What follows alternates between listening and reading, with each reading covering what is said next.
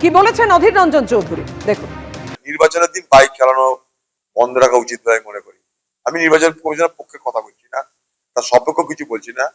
তবে বাইক বাহিনী মানে হচ্ছে তৃণমূল বাহিনী, বাইক বাহিনী মানে দুর্বৃত্তদের বাহিনী, বাইক বাহিনী মানে লুট করার বাহিনী। বাংলাটা প্রতিষ্ঠিত সত্য। তাই নির্বাচনের দিন বাইক অবশ্যই বন্ধ রাখা উচিত। বাইকে কমিশনের বিধিনিষেধ খারিজ করলো হাইকোর্ট। কমিশনের আগের বিজ্ঞপ্তি খারিজ করে নতুন নির্দেশ দিল আদালত। কথা বলবো, আমাদের সঙ্গে রয়েছেন আমাদের প্রতিনিধি সৌভিক মজুমদার। সৌভিক, নতুন নির্দেশ যে আদালতের তাতে কি রয়েছে, কবে থেকে কড়াকড়ি? দেখো, নতুন যে নির্দেশিকা রয়েছে সেই নির্দেশিকায় বেশ কিছু রদবদল আনা হয়েছে, অর্থাৎ কলকাতা হাইকোর্টের তরফ থেকে এই নির্দেশিকা বলবৎ করা হয়েছে। এখন কলকাতা হাইকোর্টের তরফ থেকে এই যে নতুন নির্দেশিকা আনা হয়েছে সেই নির্দেশিকায় বলা হয়েছে যে ভোটের দুদিন অর্থাৎ 48 ঘন্টা আগে থেকে কোনো রকম বাইক মিছিলের অনুমতি দেওয়া চলবে না। অর্থাৎ তুমি জানো যে বাইক মিছিল নিয়ে কমিশনের তরফ থেকে আগেও বারবার আপত্তি জানানো হয়েছিল যে বাইকের মিছিলের জন্য তারা কিন্তু আশঙ্কা প্রকাশ করছেন যে এই মিছিলের মাধ্যমেই অশান্তির সূত্রপাত হয় এবং সেই মিছিল থেকেই কিন্তু একাধিক জায়গায় গণ্ডগোল হয়। ফলে কমিশনের যে বক্তব্য ছিল সেই বক্তব্যের একটা প্রতিফলন আমরা নতুন যে নির্দেশিকা আছে সেই নির্দেশিকায় দেখতে পেলাম এবং সেখানে স্পষ্টত লেখা আছে যে ভোটের দুদিন আগে থেকে কোনো ধরনের বাইক মিছিলের অনুমতি দেওয়া হবে না।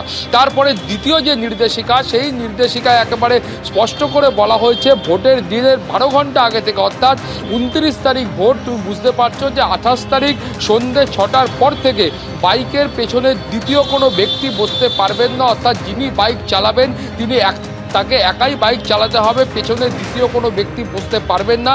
কিন্তু এক্ষেত্রেও বেশ কিছু ছাড় দেওয়া হয়েছে। সেখানে স্পষ্টত বলা হয়েছে চিকিৎসা সংক্রান্ত কারণ বা পারিবারিক কোনো অনুষ্ঠান থাকলে সেক্ষেত্রে কিন্তু এই ধরনের ছাড় রয়েছে। এছাড়াও বলা হয়েছে কেউ স্কুল যাচ্ছে, স্কুলে ছাড়তে যাওয়ার ক্ষেত্রে বা স্কুল থেকে আনার ক্ষেত্রে এই ছাড় কিন্তু গ্রহণযোগ্য হবে। অর্থাৎ কলকাতা হাইকোর্টের তরফ থেকে সেই ছাড় কিন্তু দেওয়া হয়েছে।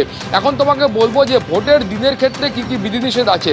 ভোটের দিনের ক্ষেত্রে বলা হয়েছে যে একজন ব্যক্তি তিনি সকাল 6টা থেকে একেবারে সন্ধ্যে 6টা পর্যন্ত তিনি বাইকে করে পরিবারের সদস্যদের নিয়ে ভোট গ্রহণ বা মেডিকেল এমার্জেন্সি বা অন্যান্য কোনো জরুরি কাজ থাকলে সেই কাজ তিনি করতে পারবেন। অর্থাৎ ভোটের দিন বাইক চালানোর ক্ষেত্রে সামগ্রিকভাবে কোনো ধরনের বিধিনিষেধ আপাততভাবে কলকাতা হাইকোর্টের তরফ থেকে আরোপ করা হয়নি।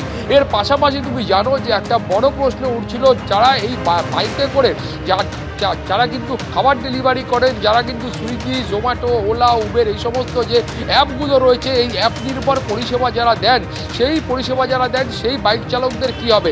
সেক্ষেত্রেও কলকাতা হাইকোর্টের তরফ থেকে ছাড় দেওয়া হয়েছে এবং কলকাতা হাইকোর্টের তরফ থেকে খুব স্পষ্ট করে বলা হয়েছে যে উপযুক্ত আইডেন্টিটি কার্ড থাকলে এদের প্রত্যেককে ছাড় দেওয়া হবে এবং যারা অফিস আসা যাওয়া করবেন তাদের ক্ষেত্রে কোনো রকমভাবে অসুবিধা হবে না।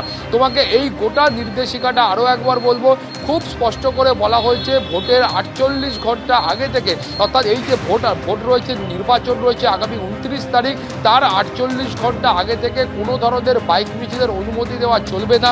তার পাশাপাশি দ্বিতীয় নির্দেশিকায় বলা হয়েছে যে ভোটের আগের দিন অর্থাৎ 28 তারিখ সন্ধ্যে 6টা থেকে পরের দিন সকাল পর্যন্ত বাইকের পেছনে দ্বিতীয় কোনো ব্যক্তি বসতে পারবেন না। বাইক চালককে একাই থাকতে হবে এবং শুধুমাত্র মেডিকেল এমার্জেন্সির ক্ষেত্রে বা পারিবারিক কোনো অনুষ্ঠান থাকলে সেক্ষেত্রে ছাড় দেওয়া হয়েছে। ভোটের দিন বলা হচ্ছে অর্থাৎ 29 তারিখ, সেক্ষেত্রে বলা হয়েছে সকাল 6টা থেকে সন্ধ্যে 6টা পর্যন্ত কোনো ব্যক্তি তিনি পরিবারের সদস্যদের নিয়ে তিনি ভোট গ্রহণ কেন্দ্রে এবং মেডিকেল কোনো এমার্জেন্সি থাকলে তার পাশাপাশি পারিবারিক কোনো অনুষ্ঠান থাকলে সেই কাজের জন্য তিনি বাইক ইউজ করতে পারবেন, সেই অনুমতি কলকাতা হাইকোর্ট দিয়েছে। এছাড়াও যে মূল যে প্রশ্নটা উঠেছিল যে যারা অ্যাপ নির্ভর পরিষেবা দেন অর্থাৎ ওলা, উবের, সুইগি, জোম্যাটো এই সমস্ত বাইকের ক্ষেত্রেও কলকাতা হাইকোর্ট ছাড় দিয়েছেন এবং যারা অফিস যাচ্ছেন তাদের প্রত্যেকের কাছে উপযুক্ত আইডেন্টিটি কার্ড থাকলে তাদেরকেও কলকাতা হাইকোর্টের তরফ থেকে ছাড় দেওয়া হয়েছে। ফলে তুমি বুঝতে পারছো যে কলকাতা হাইকোর্টে যে মামলা হয়েছিল সেই মামলায় প্রথমত বলা হয়েছিল যে এই যে গোটা বিষয়টা অর্থাৎ নির্বাচন কমিশনের তরফ থেকে যে নির্দেশিকা দেওয়া হয়েছে সেই নির্দেশে সামগ্রিকভাবে এখানকার মানুষদের একটা অধিকার খর্ব করা হয়েছে বলে তারা মনে করছেন।